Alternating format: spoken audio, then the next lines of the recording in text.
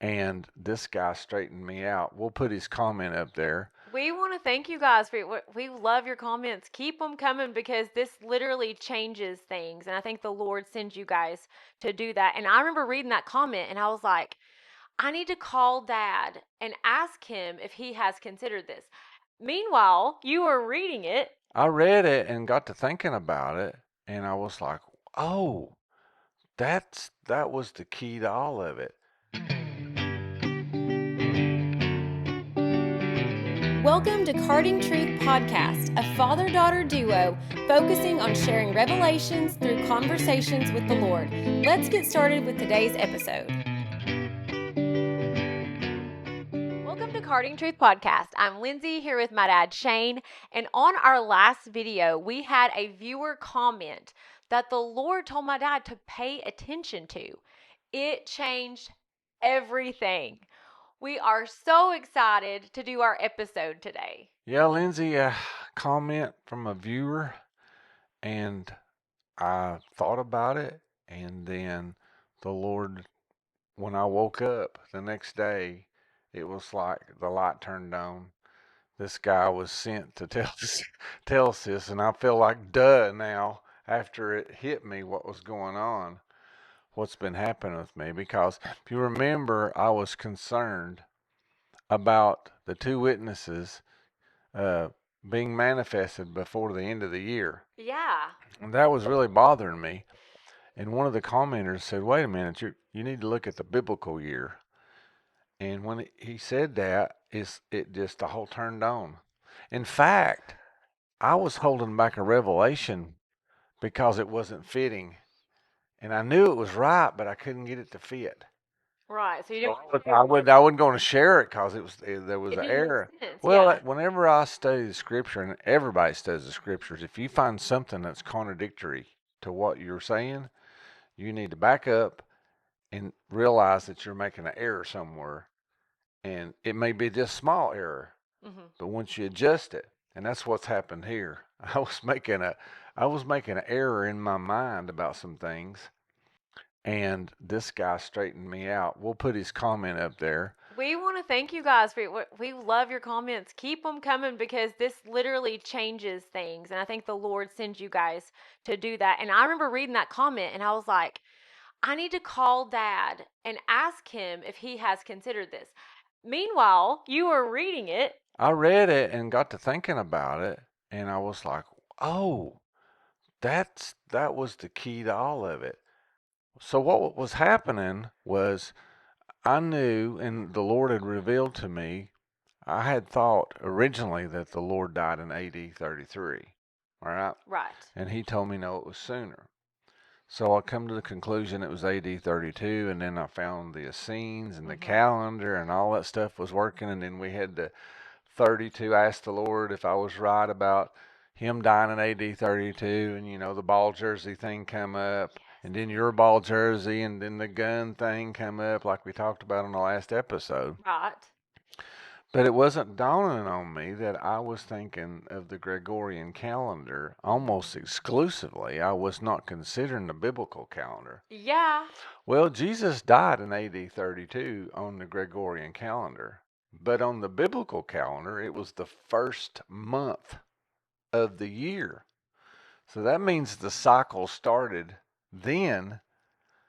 So what does all that mean? Well, that means that the two witnesses could show up next March Anytime between now and March. Yeah. and still be within that biblical cycle.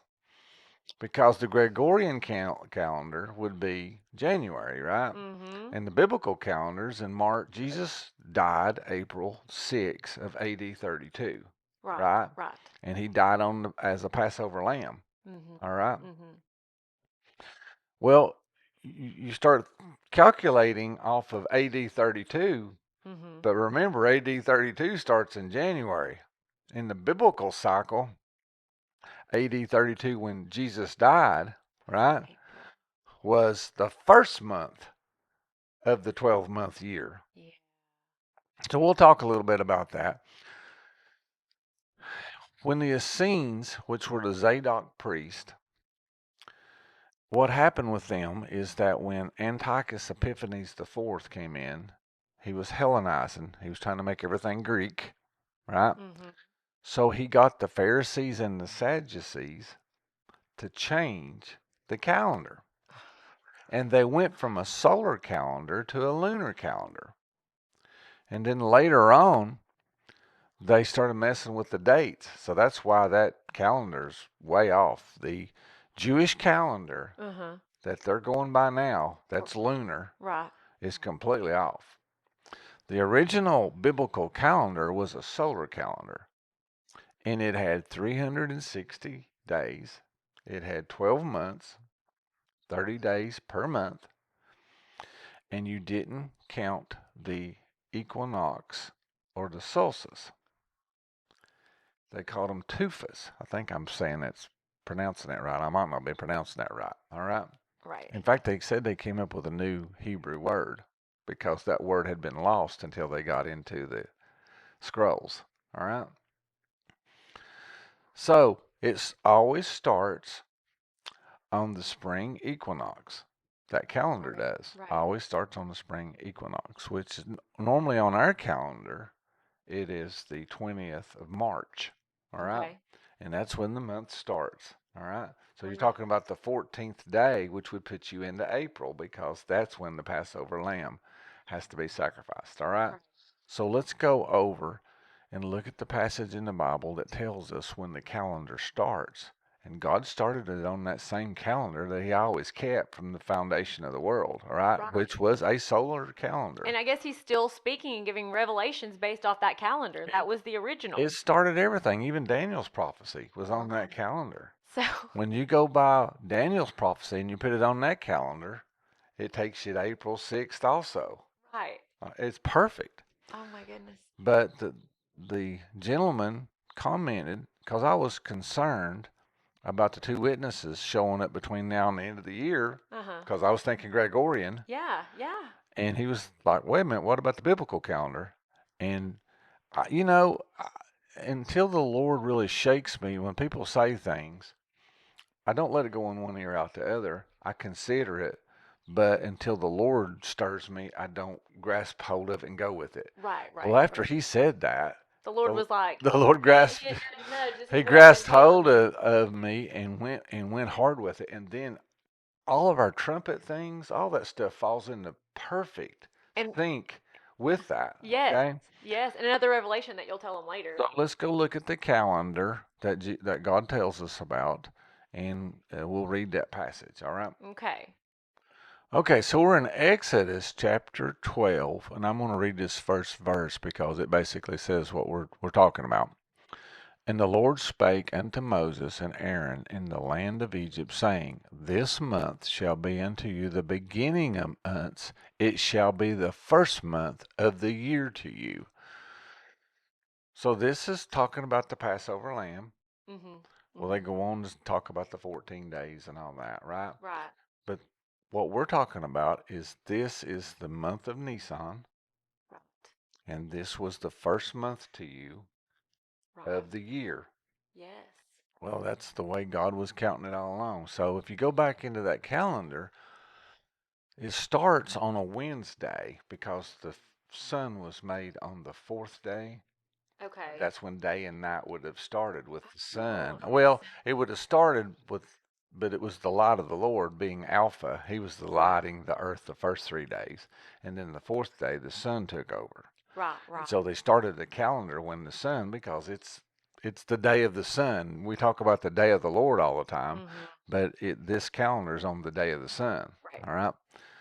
So it starts that cycle. Well, it's Nisan, right? Mm-hmm. Which is in March, which is when the spring equinox comes about. All right. Well, Jesus died in AD 32, as we talked about, right? Right. But it would have been in the first month Yes. instead of the fourth month. Yes. So that changes that adds that 4 months to that biblical 4 months cycle. changes a lot. Yeah. Well, I'm going to give you a revelation that I have not been talking about that I got some time ago, And it falls right into this pattern we've been talking about, but I haven't been sharing it because it didn't make any sense. Mm-hmm. But now it does. Now it makes sense. Okay. So let's go over and read about that revelation. And it's a big one. It's a big revelation. And I've not been able to share it because I thought somewhere it wasn't working out right. Right. The calendar wasn't working out right, so I wasn't sharing it. And I was like, well, I must have missed that. Right. But it right. made so much sense, and the Lord was hammering me with it. Uh-huh. So let's go over and read about Caleb. Okay. And we'll talk about him a little bit, and this is going to make this revelation even more juicy. All right? Juicy. I like a juicy revelation. Okay, so we're in Joshua 14:10. And this is about Caleb and about his lifespan. And now, behold, the Lord hath kept me alive, Caleb speaking here, and as he said, these 45 years, even since the Lord spake this word unto Moses, while the children of Israel wandered in the wilderness. And now, lo, I am this day 85 years old. Well, that's when they came out, he was 45, right? Mm-hmm. They wandered for 40 years, and now he's 85. Well, the Lord had gave me a revelation that the age of Caleb had something to do with the end time. And as I studied it out, it dawned on me what it was. So this will take a little while to explain. Okay. Okay, first of all, in the Old Testament, when they referred to Gentiles, they referred to them as dogs. All right? Oh. Yeah. Okay. So when you look in Psalm 22, it talks about the dogs and speaking about the Roman soldiers that's around Jesus. All right? Because they referred to Gentiles as dogs.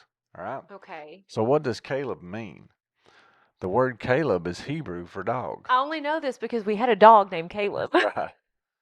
So Caleb is representing the Gentiles because he was not Abraham's seed. Yet he is in this congregation of Israel. He's part of Israel, but he wasn't a natural seed of Abraham. He had to come through one of the servants that got circumcised as it came down, and now we got Caleb, and God used him to refer to as a Gentile because his name is dog, and that's what they call the Gentiles. All right, so this revelation is that way. So when the Gentiles come into the gospel, me and you, right? Mm-hmm. This is why in the book of Judges that the people who went up with Gideon had to lap like dogs because it was showing that the Gentiles were coming in. Okay. Because that whole thing with Gideon was a foreshadowing of the day of the Lord. So it had to be the 300 that lapped like dogs, showing that the Gentiles were going to be part of the resurrection. So he holds up and says, the sword of the Lord and the sword of Gideon, right? Okay. He breaks the clay, which is the flesh, holds it up, and then the lamp is firing, which is the spirit, because we shine like the suns at the resurrection, right? And then he fights the battle of Armageddon, which is what happened to the Midianites below. And they end up having a tumult, like we talked about in the day of the Lord, and they end up dying, all right? Okay. So all this metaphor stuff is inside of that, right? Mm-hmm. Well, Caleb is continuing the metaphor. He's a Gentile, all right? Right. Well, when they went into the promised land, Caleb got his inheritance last, and that's what he's talking about. When we came out of Egypt, I was 45, wandered for 40 years. Now we're in here fighting, right? Mm-hmm. He's going to get his inheritance in the promised land, which was a mountain, right? And he's saying, now I'm 85 and I've not lost my strength at all. All right? Okay. Well, 85, that number, right? Mm-hmm. So when you take 85 and you add it back to 1948 when Israel became a nation, Right. 1948 plus 85 is 2033. And so that's why I did not use 2033. And that's why I thought, because of that revelation, that's why I thought that Jesus had died in AD 33, because Hosea says he's coming back in 2 days, 2,000 years, right? Right. But I wasn't thinking about till this gentleman brought it up about the Yes. biblical calendar because Jesus would have died in AD 32, right? That still makes that correct. Right, but at the end of that biblical cycle will be 2033. 33. And if you add 1948 and 85, which is Caleb's age of getting his inheritance, it takes you to 2033. And I wouldn't share that because I was thinking Jesus is going to come back in the Gregorian calendar of 2032 sometime. Right. Different calendar. But because it's in the split of the calendar year, then the 32 death date at the cross is right. And the return in 2033 would be correct because it's in the split and the year would change. Yes, and what I want to point out that when you started doing this end time study years and years ago, you had us at 2033. I remember when you had us at 2033. Yes, but it's because of this revelation about Caleb. That's I what knew- started that. Okay. Yes, 1948 and 85, right? Right. Put you at 2033. But then when the Lord told me, no, I died earlier than that, and then I said 32, and I thought, well, I must have been wrong about that revelation because that's not working out. But it is They working out. both work out Both work out. if you use the right calendar. If you use the biblical calendar instead of using the Gregorian calendar. Now, you're using the Gregorian calendar to point to the fact that Jesus died in AD 32, right? Right. He died in the 4th month of it. Right. But that 4th month of AD 32 is the 1st month of the biblical cycle. Only God. Only God. And see, it wasn't clicking. It should have clicked, but it didn't. But God sent someone to let you know that you were on the right track with all of it. Right.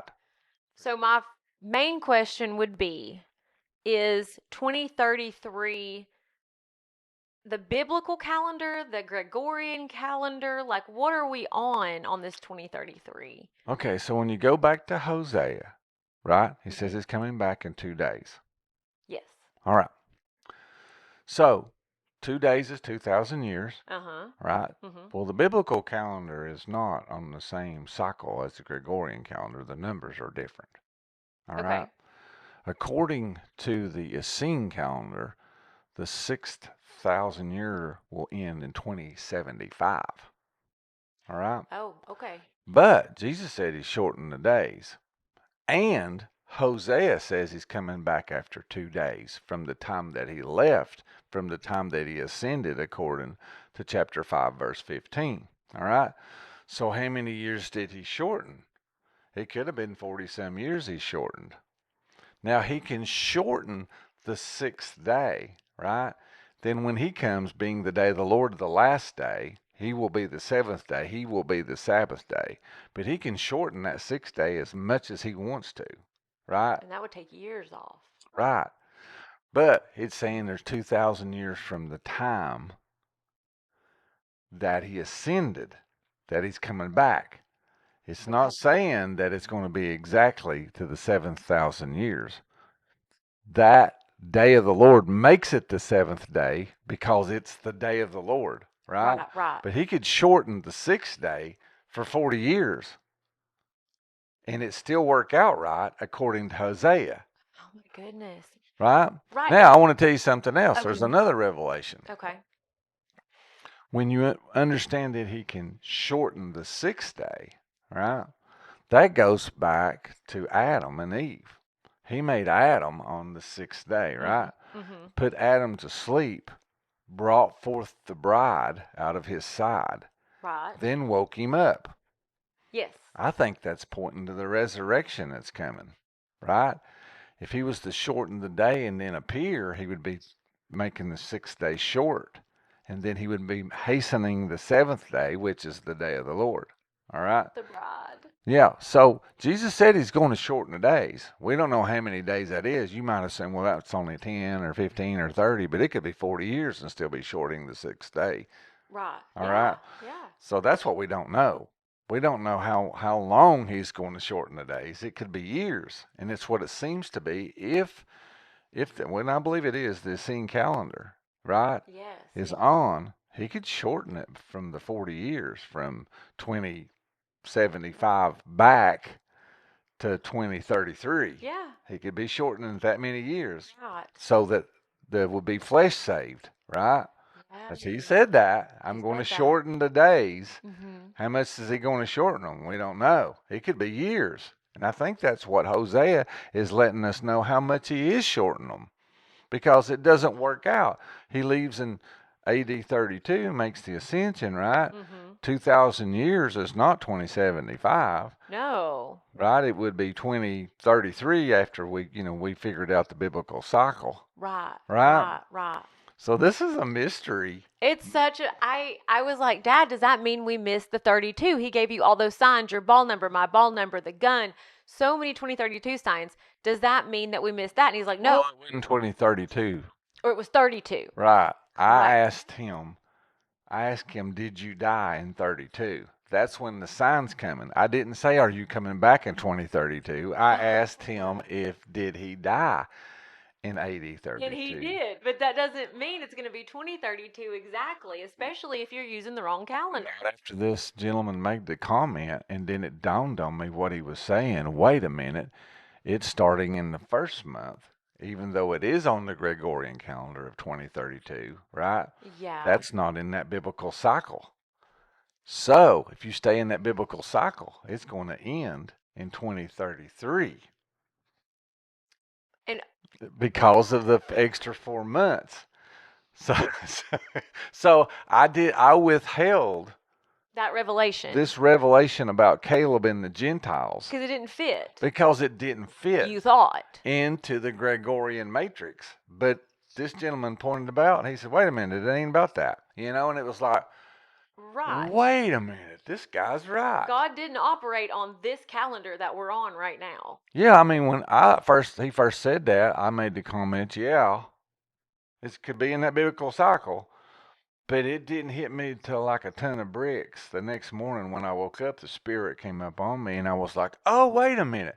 Now, something else this is doing that is very, very cool. All right. Okay. So we said that the trumpets blow at the end of each year after the pattern of Jericho, right? Yes, They go yes. around the city. Jericho's called its moon. It's showing it's the law. We're going back to the law in the 70th week, right? They go around, and at the end of their circle, at the end of their orbit, remembering that the moon is orbiting the sun once a year also, because it's orbiting the earth and the earth's orbiting the sun. So it's orbiting the sun once a year also, right? Okay. So that takes us into one of our 3 biblical time frames. 1 day equals 12 hours. Yes. 1 day equals a year. 1 day equals 1,000 years, right? Yes. And we got that from when they went to the promised land. They had to wander each day for a year. Mm-hmm. I mean, had to wander a year for each day, right? Okay. Also Ezekiel, 390 days on one side, 40 days on the other. Each day equals a year. Also Daniel, right? Mm-hmm. Each day equaled a year with Daniel. Where the high priest went into and made sacrifice 1 day for the year for Israel. That's that whole prophetic Israel thing, Mm-hmm. all right? Mm-hmm. So based on that, we surmised that when they went around Jericho and blew the trumpet, that was equal to a year, 1 day, right? Right. In the end time, because we had 7 trumpets, they went around for 7 days blowing, right? And then on the 7th day, blew the trumpet 7 times, right? Yes. So if each day equals a year, and we're in the biblical cycle, as this man suggested, which he's right, Yeah. because the Lord really hit me hard the next day to listen to him. Wow. So applying that to the cycle of Jericho, right? Mm-hmm. The first trumpet would blow in 2027. Okay. The second trumpet would blow in 2028. The third trumpet would blow in 2029, which takes us back to what Tom Horn was saying, Apophis, my dream. which was the third trumpet, which would have been the 3rd day. And you're talking about Friday the 13th, right? Yes. That's in that first month. So that would be just after the 3rd year concluded, the 3rd trumpet would blow. That makes the Apophis make sense. The timing of Apophis makes sense. Mm. And see, I wasn't getting it because I thought there was like 6 months between, because we always saying, okay, this thing is going to start on the feast days, right? Right. It don't look like it's going to start on the feast days. Now, here's the reason why. Okay, this is another revelation. We're just throwing all kinds of revelations here. Well, this opened up Pandora's box. Well, here's another revelation that we need to understand that God gave me that we've never talked about. The earth is going through 4-season cycle, right? Mm-hmm. That 4-season cycle is pointing to Christ. Spring, you come to life, right? Mm-hmm. Summer, you're at the highest point. Mm-hmm. Fall, you're starting to dwindle. And in winter, you die, right? Okay. Well, look at Christ. He died in the spring and rose in the spring. He's coming to life, right? Right. Wouldn't it make sense that when the earth starts dying at the end, it would do it in winter? Oh. So you'd still be in winter. That's right. It'd be 2033, but it would be coming into the winter, right? Because you would have start from December the 21st Right. to March the 20th would be winter. Okay. That would be the ending of the year. At the ending of the biblical cycle, rather, right? Okay. It'd be ending of that same biblical cycle we're talking about. Yeah. At 2033, wouldn't it make sense that the earth would be dying in winter? Because that's what's happening, right? Right. It's showing the pattern of the resurrection. The earth is. Yeah. That's why we're going through 4 seasons showing pattern of the resurrection. That's why Jesus rose again in the spring. He sprung to life in the spring. That was no accident. He had timed it that way. That's why he made the first month in the spring, because the earth's coming back to life. It's starting its beginning of life, right? Yeah. And then at the end of the year, it's dying winter, right? Yeah. So wouldn't it make sense that he would be coming and the sun would go out, right? And the moon would not give its light, Yes.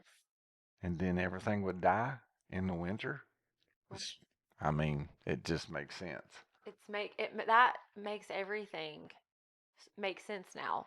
That the Lord has told you, and that we've kind of been like questionable about, it all lines up. I thought for sure that the 2 witnesses would have to show up before the end of the year, and that's what that guy was correcting me. He said, no, wait a minute, what about the biblical cycle? And I'm like, oh, it just hit me. Oh, I've been thinking of Gregorian cycle, not the biblical cycle. Because Duh. we just assume that the Lord ran on what we're running on right now, but that's not how it was. Well, when he told me it was AD 32 when he died, right? Right. He made all those signs, right? I automatically think he's going to come back 2,000 years and it's going to be 2032, right? Well, yeah, and that's not what's really happening. let me point out too, all those 32s that he put in your path, at least for me, I was like, oh, 32 because he died in 32 and he's coming back in 32. I thought both of those, but he's like, no, I can do better than that. I can die in 32 and come back in 33, and it still works out. And it makes Caleb's prophecy right, because it's 85 years from 1948. So 85 years is when the Gentiles will get, that are part of Israel, will get their inheritance along with Israel. And there's Caleb. Bizarre, because I remember you saying, I missed it. I said it was going to be in 2033, but then the Lord let me know when he died in 32 AD, and then 2,000 years because of Hosea means that it's going to be, and it's like, no, actually, all the revelations he gave you were correct. You heard them correct, and they all fit together correctly. It wasn't staying inside the biblical year. Right. Right. Yeah. It changes everything. Now, I did have a long, thought about, okay, the Essene calendar says that the 6,000 years up in 2075, but Jesus says he's going to shorten the days. And if he shortens the days and he doesn't shorten them back to 2033, then Hosea don't make any sense. So you got to put all the parts together, and that's what we're trying to do, all right? You put the parts of Hosea. Hosea is basically saying, I'm coming back in 2,000 years from the time I left, right? That just happens to be in 2033 at the first of that, and at the end of that biblical cycle. And when that man said that, I was like, yeah. And then the next morning, it's like, Pay attention to what he's saying. Listen, how crazy that he gave you 10 years in advance to know. He visited you in 2023 and said, my people don't know what time it is. You have to tell him. Right. That's 10 excellent. years. Excellent, because 10 is a time of testing. Yes. That just hit me. The Lord just told me that. Wow. Oh, that's awesome. I hadn't thought about that. That was 2020. gave a 10-year warning. He gave you a 10-year warning and said, but it's not time yet. And here we are. See, now you're coming into your gifting. That's awesome. So, just keep praying for us. We're trying to communicate what God's telling us. Yes. So that means now, I'm not worried about it. The 2 witnesses showing up by the end of the Gregorian calendar this year. Right. Because he sent someone to comment. And honestly, we all, what is it? We prophesy in part. We're the body of Christ. We all have parts to work together. Keep commenting. Your comments are very meaningful. We pray about those. We read those. And so please, if the Lord is, having you comment, like, please comment, because this person who commented changed everything, and the Lord was using him. Made the light come on. Yeah. And I knew about that being the first year of the biblical cycle, but I just got locked into the Gregorian calendar and numbers. Right. And I just tossed the revelation about Caleb. I just tossed it because it wasn't working out. That's what I do. If it don't work out, I toss it. Right. But it does work out. But it does. And that's why, like I said, he made all things work together for your good. And he made this person comment. And then it turned the light switch on. And he was nudging you saying, see, it all works out. Everything I told you was for me. And it works out. We want to see you in heaven. Just confess your sins. Make Jesus the Lord of your life. Abide in him and walk with him. And you will live with him forever. If you are enjoying the content and would like to support our ministry, you can do so through Venmo or PayPal. Our handle is @CardingTruth, or use our QR code. Whoa. Thank you for hanging out with us today. I did not know all that was going to come trickling out of this one comment sent by a viewer.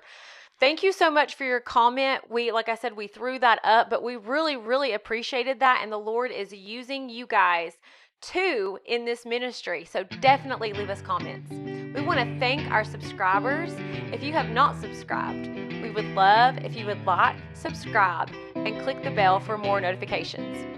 So this one thing has started up a bunch of episodes. We have so much more content for you that the Lord has shown my dad. So we will be back really soon. But until then, from Carding Truth, be blessed.